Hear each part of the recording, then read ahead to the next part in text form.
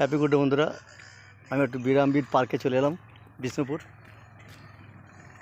আমি আগেও বলেছি এখানে মামাবাড়ি আমার কিন্তু সবসময় আসা হয়ে ওঠেনি, আর একে একটু অন্য কাজে ছিলাম, তাই একটু ফিরিয়ে দিলাম। এটা লালজি মন্দির। এই দেখো, আগেও বলেছি যে বিষ্ণুপুর মানেই ঐতিহ্য, পুরনো ঐতিহ্য এবং অনেক কিছু জানার বা দেখার আছে, যেগুলো আমাদের অনেক সময় দেখা হয়ে ওঠেনি। দেখো, একটুখানি শেয়ার করলাম। এটা হচ্ছে লালজি মন্দির,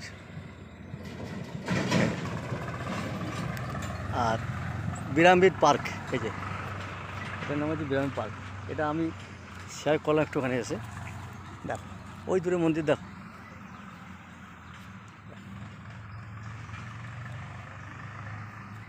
একটুখানি শেয়ার করলাম বন্ধুরা এসে করে।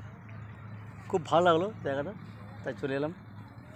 আর এখানেই আমার কাজ ছিল একটু বিশেষ, আমার কাজও হয়ে গেলো, সবই হলো।